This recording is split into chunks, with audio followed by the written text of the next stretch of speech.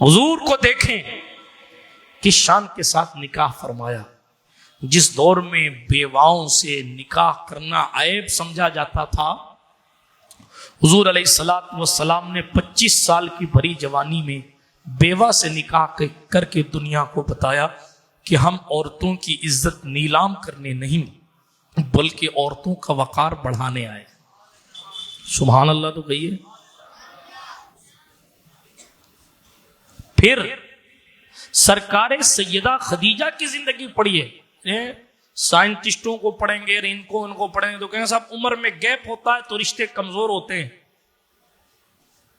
جی اخبار والوں کو پڑھیں گے، لیکچرار کو پڑھیں گے، اللہ ماشاء اللہ عمر میں ڈفرنس اگر زیادہ ہو تو وہ جمتا نہیں ہے معاملہ.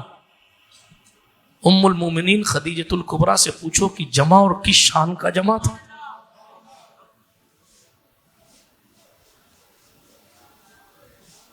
پندرہ سال کا ڈفرنس.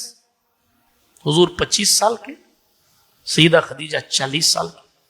15 سال کے ڈفرنس کے ساتھ بھی حضور نے جمع کیسے لیا؟ غور سے سنیے. ہم اس حضور کی سیرت کے حصے کو بھول جاتے ہیں. رشتے ہمیشہ وہی کامیاب ہوتے ہیں، چاہے دوستی کا رشتہ ہو، چاہے میاں بیوی کا رشتہ ہو، چاہے استاد شاگرد کا رشتہ ہو، چاہے پیر مرید کا رشتہ ہو. جب تک اعتبار ہے باہم تب تک رشتہ سلامت. سنیے غور سے، جو موضوع آپ نے دیا ہے اس پر کچھ باتیں اور بس تقریر کو ختم کر دیں. اگر آپسی اعتبار ختم، دوستی کا رشتہ ختم، اعتبار ختم، رشتہ ختم، یقین متزلزل ہو گیا. کیوں؟ کیونکہ اعتبار ختم ہو گیا. اس لیے ایک دوسرے کا اعتبار جیتا جائے اور اس اعتبار کو سنبھال کے رکھا جائے. اور اعتبار قائم رکھنے کے لیے بھی بہت ساری چیزیں ہیں. اس میں ایک موٹے طور پر ایک بات عرض کروں، ایک دوسرے کی قدر کرنا سیکھیں. شوہر کو اگر شوہر ہونے کا بھوت سوار ہو گیا تو میں تو شوہر ہوں، چاہے ڈانٹوں، چاہے ڈپٹوں، چاہے ماروں، چاہے دھکیلوں، میں تو شوہر ہوں. رشتے نہیں چلتے. بیوی کو اگر یہ بھوت سوار ہو گیا کہ نہیں میں تو مجبوری ہوں، میں چاہوں گی وہ کرواؤں گی، مہمان آئے گا ذلیل کر دوں گی، کھانے میں نمک زیادہ ڈال دوں گی، ذلت خود بخود آ جائے گی، رشتے نہیں چلتے. تو اس لیے پہلی بات، نکاح میں قدرت نے ویسی ہی محبت رکھی اور یہ قدرتی محبت ہے. اس کو رحمانی محبت بھی کہہ سکتے ہیں. دو اجنبی، اب تو دور بدل گیا، اب تو بات چیت وغیرہ اور دائیں بائیں اور ادھر ادھر سے بات لوگ جان پہچان جاتے ہیں. پرانے دور میں ان بزرگوں سے پوچھیے، ان کو پتہ ہی نہیں ہوتا تھا کہ ان کی بارات جہاں جا رہی ہے وہاں کا ماحول کیسا ہے، اور جن سے نکاح ہو رہا ہے ان کا کیا معاملہ، کچھ نہیں پتا ہوتا. لیکن پھر اچانک 1 سے 2 دن میں محبتیں اتنی بڑھ جاتی تھی کہ اپنے دل کا سارا راز ان کو بتایا جاتا. اب بوریت کیوں ہو رہی ہے معلوم؟ یہ جس کو لوگ ترقی سمجھ رہے ہیں نا کہ صاحب شادی سے پہلے بہت دیر تک بات کی جائے، شادی سے پہلے بہت دیر تک، میں اسٹیٹ کا نام نہیں لینا چاہتا، ایک جگہ کا حال یہ ہے کہ اگر منگنی کے بعد، سگائی کے بعد ہونے والا شوہر بات نہیں کرتا نا تو لوگ رشتہ توڑ دیتے. ہاں یہ بھی مسلمانوں کا حال ہے. الہی تیرے سادہ لوح بندے کدھر جائیں. درویشی بھی عیاری ہے، سلطانی بھی عیاری. لیکن ایک بات یہ بھی یاد رکھیے گا، جب ساری باتیں نکاح سے پہلے ہی ہو جاتی ہیں تو بعد میں موقع ہی نہیں ملتا بات کرنے کا، من ہی نہیں کرتا، کیونکہ جتنا کچھ جاننا تھا وہ پہلے ہی جان لی. پہلے کے رشتے مضبوط کیوں ہوتے تھے؟ وقت دیتا تھا شوہر بیوی کو اور بیوی شوہر کو. بہت تسلی سے ان باتوں کو سنیے. پہلے شادی کے کئی دن بعد تک ایک دوسرے کو جاننے کا تجسس رہتا تھا اور اسی میں ایک دوسرے کو وقت دیا جاتا تھا اور وہی وقت دینا محبت بڑھانے کا ذریعہ بن جاتا تھا.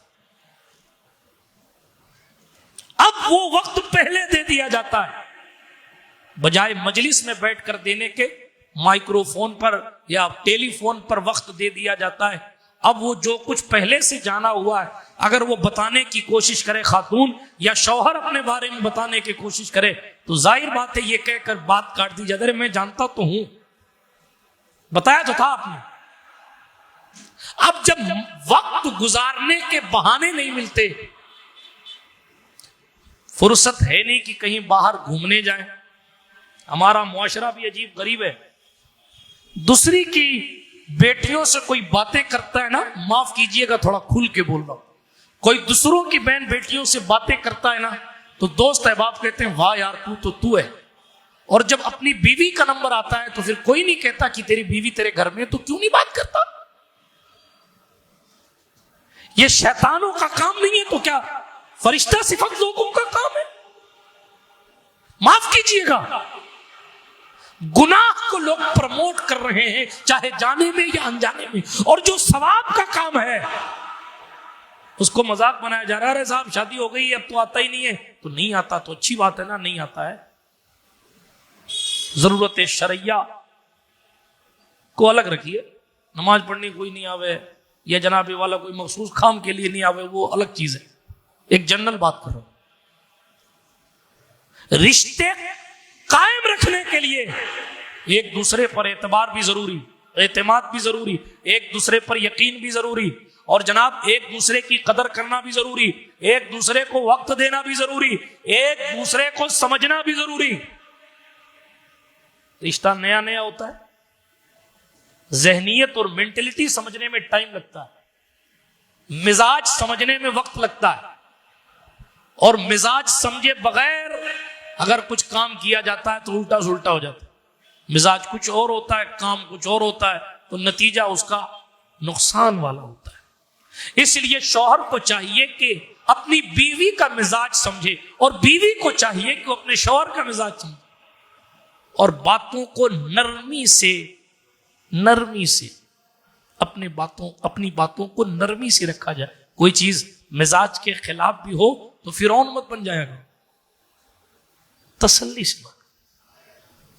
لٹریچر کا قصہ ہے نا, آج کل سوشل میڈیا پر خوب چل رہا ہے. ایک خاتون نے اپنی ماں سے کہا تھا میرا شوہر بڑی سختی کرتا ہے, برداشت نہیں ہوتا, بد اخلاقی سے پیش آتا ہے. ماں نے کہا کیا کرے گی, تو بتا کیا کرے, زہر دے دے. ایک پڑیا دی, یہ لے زہر, روز اس کے کھانے میں ملا دینا, ایک بار میں اثر نہیں کرے گا, دھیرے دھیرے اثر کرے گا, سلو پوائزن ہے, دھیرے دھیرے اثر کرے گا, روز کھانے میں ملا دینا. لیکن سن, نرمی سے بات کرنا, پیار سے, ایک دم نرمی سے بات کرنا تاکہ کہیں شک نہیں ہو جائے کہ تو اس کو زہر دے رہی. نرمی سے بات کر. ایک مہینہ گزر گیا, بیٹی اپنی ماں کے پاس واپس آئی, کہنے لگی امی اب ان کا رویہ اچھا ہو گیا ہے, بہت اچھا ہو گیا ہے, اب میں نہیں چاہتی ہوں کہ وہ مر جائیں, زہر کا کیا کروں. ماں نے کہا بیٹی وہ زہر تھا ہی نہیں, وہ تو چورن تھا, اصل زہر تیری زبان میں تھا جو تیری سختی تھی. میں نے جب یہ قید لگا دی کہ نرمی سے بات کر رہا, اب جب تو پیار سے بات کرنے لگی تو ادھر سے بھی پیار سے بات, صرف سمجھانے کی. ہمارا مزاج یہ ہے, یہی حال شوہروں کا ہے. اور ہم نے مولوی صاحب سے سنا تھا بیوی کو اگر حکم ہوتا, اجازت ہوتی کسی کو سجدہ کرنے کی تو شوہر کو سجدہ کرنے کا آرڈر آتا. بے شک صحیح ہے, لیکن شوہر کو نمرود بننے کا موقع کس نے دیا؟ اس کا مطلب یہ تھوڑی ہے کہ بیوی کا کوئی حق نہیں ہے. شوہر کی تعظیم ہے, الرجال قوامون علی النساء کے تحت مرد افسر ہیں, لیکن اس کا مطلب یہ نہیں ہے کہ بیوی نوکر ہے. اس کا مطلب یہ نہیں کہ آپ اس کی عزت نفس سے کھلواڑ کریں گے، اس کا مطلب یہ نہیں کہ آپ اس کے وقار کو پامال کریں گے، اس کا مطلب یہ نہیں ہے کہ آپ اس کی عزت نہیں کریں گے۔ عزت دیکھنی ہے تو آؤ دیکھو حضور نے سیدہ خدیجہ کی کیسے کر کے دکھائی، عزت دیکھنی ہے تو آؤ دیکھو ام المومنین عائشہ صدیقہ، حضور سے عمر میں تو بہت چھوٹی تھی نا، بہت چھوٹی تھی، ویسے تو حضور سے سبھی چھوٹے ہیں مگر عمر میں بھی چھوٹی تھی۔ حضور تو حضور مخلوق میں سب سے بڑے حضور ہیں۔ آپ کے چچا نے جب کہا تھا، کسی نے پوچھا حضرت عباس بن عبد المطلب سے، آپ بڑے ہیں کہ حضور بڑے ہیں؟ چچا تھے نا وہ، چچا تو پھر چچا، آپ بڑے ہیں کہ حضور بڑے ہیں؟ وہ پرانے عباس تھے جو قتل کی سازش رچتے تھے۔ جب دل میں ایمان کا نور آیا تو پھر عشق رسول آیا، اور جب عشق رسول آیا تو جناب والا محبت بھرے لہجے کیا تھے؟ جواب دیا بڑے تو وہی ہیں، بس عباس پیدا پہلے ہو گیا تھا۔ بڑے تو وہی ہیں، بڑے تو وہی ہیں، بس عباس پیدا پہلے ہو گیا۔ یہ لہجہ کہاں سے آیا کہ وہ بڑے؟ یہ ایمان کا نور ہے، یہ حضور کا عشق ہے۔ بات دور نہ چلی جائے، حضور تو حضور ہیں، مخلوق میں سب سے بڑے، سب سے بڑے۔ ایک دن حضور نے خود فرمایا تھا قیامت میں وہ لمحہ بھی آئے گا کہ خلیل اللہ کو بھی ادھر دیکھنا پڑے گا۔ ہاں، اسی لیے امام نے کہا تھا وہ جہنم میں گیا جو ان سے مستغنی ہوا ہے خلیل اللہ کو حاجت رسول اللہ۔ مخلوق میں وہ سب سے بڑے، لیکن بیوی کا دل رکھنے کے لیے کیا کرتے؟ ہاں، کن کن باتوں کو کوڈ کیا جائے اور چھوڑ دیا جائے۔ جناب حضرت خدیجۃ الکبریٰ کے وصال جب تک نہیں ہو گیا، سرکار مدینہ نے کسی اور سے نکاح نہیں فرمایا جی، پوری جوانی ڈھل گئی۔ جو RSS کے لوگ یا دوسرے کمپنی کے لوگ یا کسی اور کے لوگ یہ کہتے ہیں معاذ اللہ شہوت کی وجہ سے حضور نے زیادہ نکاح کیے ہیں، تو پوری جوانی تو سیدہ خدیجہ کے ساتھ ڈھل گئی۔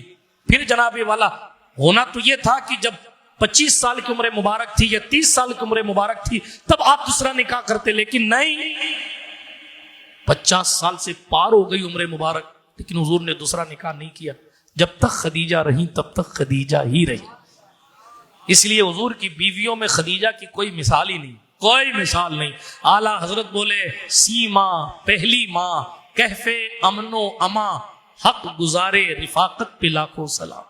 سبحان اللہ۔ خدیجہ تو خدیجہ، یہ میں نہیں کہتا، یہ میرے حضور کہا کرتے تھے خدیجہ تو خدیجہ ہے۔ عائشہ صدیقہ کبھی کہتی یا رسول اللہ آپ اس بڑھیا کو یاد کرتے ہیں، اس بڑی عمر کی خاتون کو یاد کرتے ہیں، میں آپ کے سامنے بیٹھی ہوں آپ اس بڑی بھی کو یاد کرتے۔ حضور فرماتے عائشہ خدیجہ تو خدیجہ تھی، عائشہ خدیجہ تو دنیا جس وقت مجھے جھٹلا رہی، اعتبار دیکھیے آپ، بیوی ہونے کا حق ادا کیا، دنیا جس وقت مجھے جھٹلا رہی تھی اس وقت میرے ساتھ میری شریک حیات کھڑے ہو کر کہہ رہی تھی آپ کا کوئی بال بیکا نہیں کر سکتا کیونکہ آپ نے لوگوں کے ساتھ ہمیشہ اچھائی فرمائی۔